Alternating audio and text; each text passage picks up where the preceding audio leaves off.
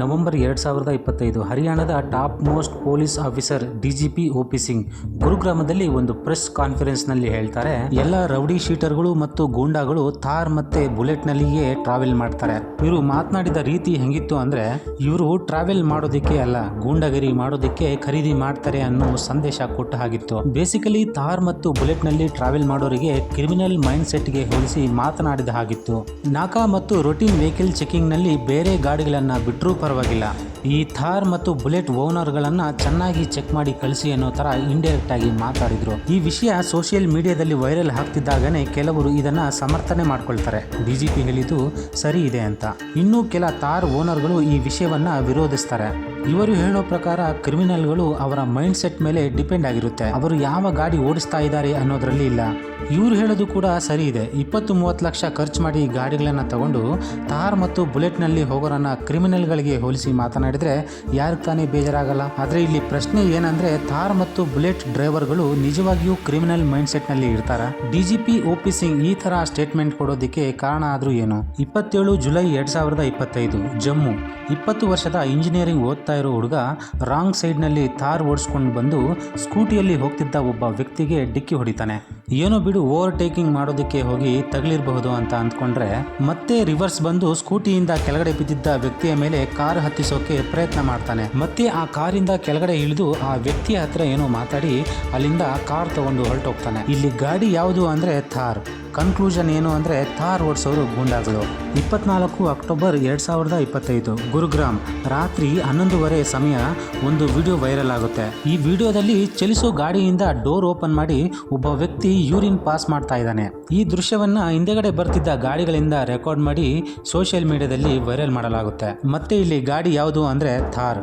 Conclusion ಏನು ಅಂದ್ರೆ, ಥಾರ್ ಓಡಿಸೋರು ಗೂಂಡಾಗಳು. 13 ನವೆಂಬರ್ 2025 ಡೆಲ್ಲಿ. ಒಂದು ಬ್ಲಾಕ್ ಥಾರ್ ಗಾಡಿಯಲ್ಲಿ ಇರೋ ಒಬ್ಬ ಹುಡುಗ ಒಂದು ಹುಡುಗಿನ ಒಂದು ಚಿಕ್ಕ ಜಗಳಕ್ಕೆ ರಸ್ತೆಯಿಂದ ಎಳೆದುಕೊಂಡು ಹೋಗೋದಕ್ಕೆ ಪ್ರಯತ್ನ ಮಾಡ್ತಾನೆ. ಇಲ್ಲಿ ಗಾಡಿ ಯಾವುದು? ಥಾರ್. ರಿಸಲ್ಟ್ ಏನು? ಥಾರ್ ಓಡಿಸೋರು ಗೂಂಡಾಗಳು. 21 ಸೆಪ್ಟೆಂಬರ್ 2025 ಫರೀದಾಬಾದ್ನಲ್ಲಿ ಪ್ರಾಪರ್ಟಿ ಡೀಲರ್ ಮನೋಜ್ ಕುಮಾರ್ ಮಂಗಳ ಅನ್ನೋ ವ್ಯಕ್ತಿನ ಥಾರ್ನಿಂದ ಗುದ್ದಿ ಸಾಯಿಸಲಾಯಿತು. ಪೊಲೀಸ್ ಇನ್ವೆಸ್ಟಿಗೇಷನ್ನಿಂದ ಗೊತ್ತಾಗುತ್ತೆ, ಗಾಡಿ ಓಡಿಸ್ತಾ ಇದ್ದಿದ್ದು ಎಸಿಪಿ ಮಗ.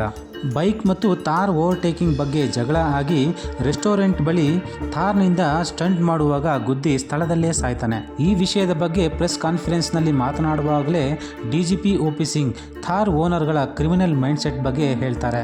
ಈ ಹಿಂದೆ ಬಹಳಷ್ಟು ಈ ತರದ ಕೇಸ್ಗಳು ರಿಜಿಸ್ಟರ್ ಆದ ಕಾರಣದಿಂದ ಡಿಜಿಪಿ ಒಪಿ ಸಿಂಗ್ ಅವರಿಗೆ ಸಹಜವಾಗಿಯೇ ಕೋಪ ಬಂದಿರುತ್ತೆ. ಆದರೆ ಒಬ್ಬ ವರಿಷ್ಠ ಅಧಿಕಾರಿ ಹೀಗೆ ಸ್ಟೇಟ್ಮೆಂಟ್ ಮೀಡಿಯಾದಲ್ಲಿ ಕೊಟ್ಟರೆ ಸಮಾಜದಲ್ಲಿ ಥಾರ್ ಮತ್ತು ಬುಲೆಟ್ ನಲ್ಲಿ ಹೋಗುವ ಪ್ರತಿಯೊಬ್ಬರನ್ನು ಪಬ್ಲಿಕ್ ಕ್ರಿಮಿನಲ್ ದೃಷ್ಟಿಕೋನದಲ್ಲಿ ನೋಡ್ತಾರೆ. ಇಲ್ಲಿ ಡಿಜಿಪಿ ಅವರ ಸ್ಟೇಟ್ಮೆಂಟ್ ತಪ್ಪಾಗುತ್ತೆ. ಇದೇ ರೀತಿ ಶಿಫ್ಟ್ ಅಥವಾ ವ್ಯಾಗನರ್ ಗಳಲ್ಲಿ ಈ ತಪ್ಪುಗಳನ್ನ ಮಾಡಿದ್ರೆ ಅವರನ್ನ ಏನಂತಾರೆ? ಒಬ್ಬ ಕ್ರಿಮಿನಲ್ ಮೈಂಡ್ ಸೆಟ್ ಇರುವ ವ್ಯಕ್ತಿ ಹತ್ರ ಥಾರ್ ಇರ್ಲಿ ಅಥವಾ ಹಳೆಯ ಸ್ಕೂಟಿ ಇರ್ಲಿ, ವರ್ತನೆಯಲ್ಲಿ ಬದಲಾವಣೆ ಆಗೋದಿಲ್ಲ. ಆದ್ರೆ ಈ ವಿಷಯವನ್ನ ಪಕ್ಕದಲ್ಲಿಟ್ಟು ಈ ಥಾರ್ ಮತ್ತು ಬುಲೆಟ್ ಓನರ್ ಗಳಿಗೆ ಯಾಕೆ ಈ ತರ ಮೈಂಡ್ ಸೆಟ್ ಕ್ರಿಯೇಟ್ ಆಗುತ್ತೆ ಅನ್ನೋದಕ್ಕೆ ಕೆಲವು ಉದಾಹರಣೆಗಳಿದಾವೆ. ಮೊದಲನೇದು ಹೈಟ್ ಸೈಕಾಲಜಿ. ಈ ರಾಜ ಮಹಾರಾಜರುಗಳ ಕಾಲದಲ್ಲಿ ನೋಡಿದಿರಾ, ರಾಜನ ಸಿಂಹಾಸನ ಯಾವಾಗ್ಲೂ ತುಂಬಾ ಹೈಟ್ ಆಗಿ ಇರ್ತಾ ಇತ್ತು. ಸಾಮಾನ್ಯವಾಗಿ ಆ ಸಿಂಹಾಸನದ ಮೇಲೆ ಕುತ್ಕೊಂಡ್ರೆ ಯಾರಾದ್ರೂ ಕೂಡ ನಾನು ಬಹಳ ದೊಡ್ಡವನು ಅನ್ನೋ ತರ ಫೀಲ್ ಆಗುತ್ತೆ. ಮೋಸ್ಟ್ಲಿ ಈ ಥಾರ್ ಗಾಡಿಯಲ್ಲಿ ಕೂತವನಿಗೂ ಕೂಡ ಇದೇ ಫೀಲ್ ಆಗುತ್ತೆ. ಥಾರ್ ಪಕ್ಕದಲ್ಲಿ ಹೈಟ್ ಕಡಿಮೆ ಇರೋ ಯಾವ್ದಾದ್ರು ಒಂದು ಗಾಡಿ ಬಂದು ನಿಂತ್ರೆ ಇಲ್ಲಿ ನಾನೇ ಮೇಲೂ, ನನಗಿಂತ ಈ ವ್ಯಕ್ತಿ ಸಾಮಾನ್ಯ ಅನ್ನೋ ತರ ಫೀಲ್ ಆಗುತ್ತೆ.